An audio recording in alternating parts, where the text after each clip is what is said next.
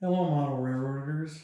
This is John of John's Railroad working on my ships, my N-scale ships.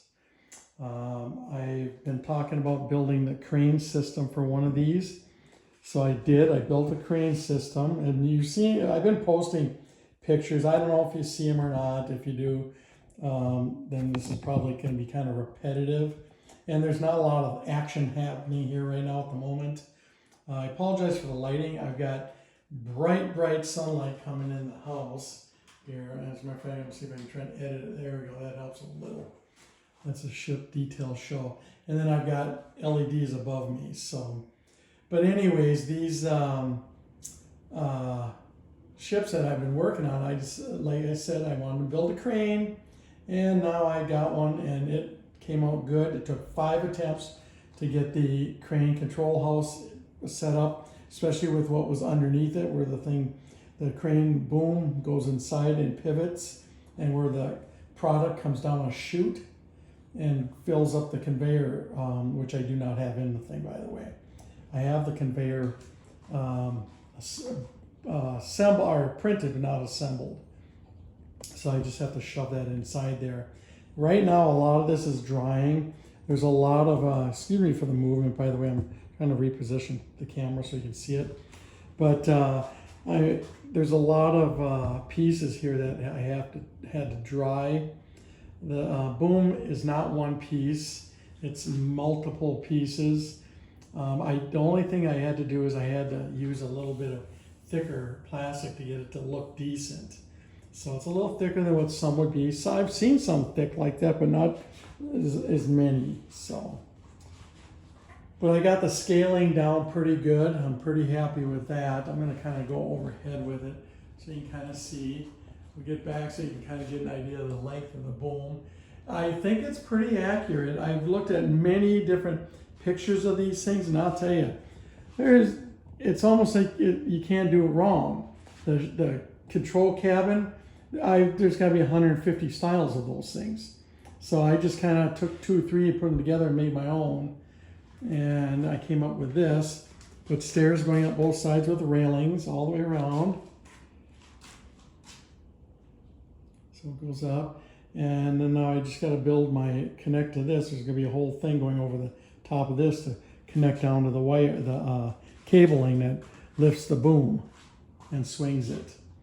So inside there, I've got that. It's hard to show, but in the back, I've got all the spools for the cables inside there. And then I've got the chute coming down for the product that will toss down onto the conveyor. So, and then of course on the front, I've got a little rest for the boom to sit on. So, and right now I've got that just very lightly glued so I can move the ship around. Otherwise it's really hard to move it around. It falls apart really easy. So, and the only reason I got the other ship in the picture as well is because it gives you a size, something to compare it to. Now the long one here is a 600 footer. The shorter one would be about a 425. So, and if you go back in time and look at vintage pictures, they had them short like that. I at first was making them thinking, boy, they're going to look goofy, but I found many pictures of them short.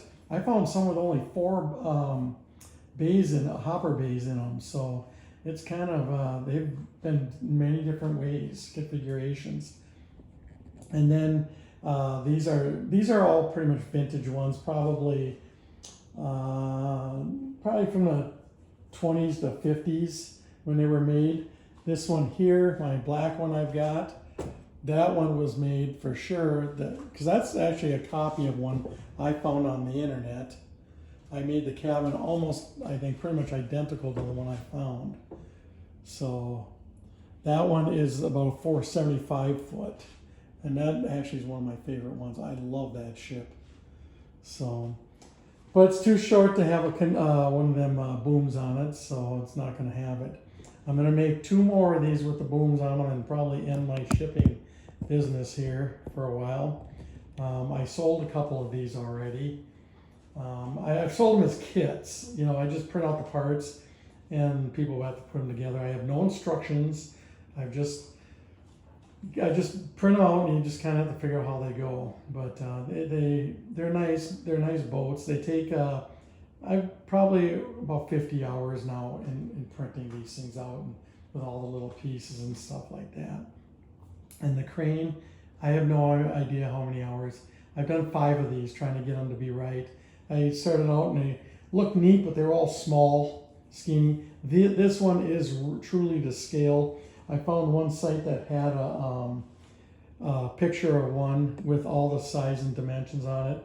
So I just scaled it down to N scale, and that's what I came up with. Of course, some of my pieces might be a little thicker, some are thinner in some spots. Some of the angles probably ain't exact, but hey, this thing looks great. I'm very pleased with it. So I'm going to try and zoom in here just to give you a couple of close-ups, and then at the end of this video there will be more lots of pictures of close-ups of this thing, how I did it. I still got to add some more fencing along the front of it, that bottom area, but you have to be careful how it because that thing does pivot. I've got it set up on a swivel, and it'll lift up and down about 3 to 4 inches up, and it pivots almost probably about 60 to 70 degrees to the side, and it sticks out pretty far. So it's pretty authentic in my opinion.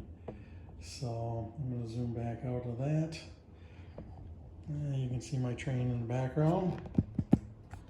So, but yeah, there's a lot of little neat things about these ships that I like about them. It's one of my favorite things to sit and make these goofy things. I just think they're awesome.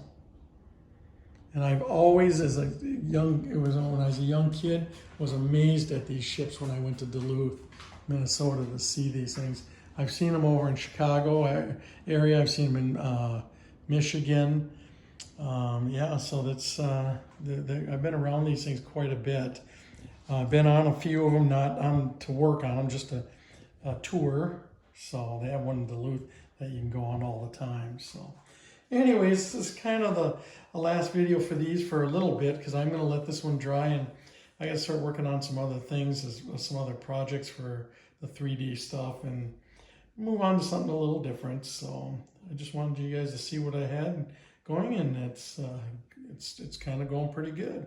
So I'm pretty happy with it. So again, thanks for watching as usual. I love that when you guys send comments to me, and if you see stuff that is wrong, I don't mind, you can tell me that too. Probably won't change nothing about it, but I'll listen to you.